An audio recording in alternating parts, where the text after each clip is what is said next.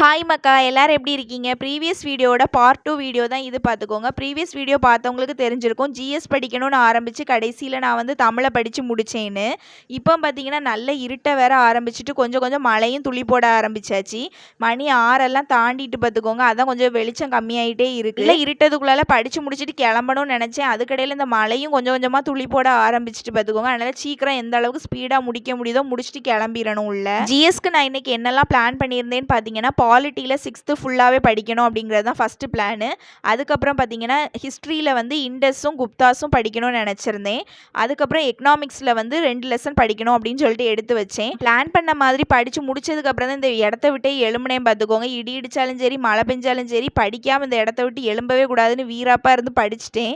ஏன்னு பார்த்தீங்கன்னா பாதியில் எழும்புனேன்னு வைங்களேன், அப்புறம் புக்கை தொடவே மாட்டேன். இருந்தால் அப்படி படித்து முடிச்சுட்டு எந்திரிச்சிடணும் ஒரேடியாட்டு. என்னோட ப்ரீவியஸ் வீடியோவில் ஒருத்தங்க கமெண்ட் பண்ணியிருந்தீங்க கன்சிஸ்டண்ட்டாக எப்படி படிக்கிறதுக்குன்னு சொல்லுங்கள் அப்படின்னு. நான் என்ன ஃபாலோ பண்ண ஆரம்பித்தேனோ அதை நான் உங்ககிட்ட சொல்லுவேன்.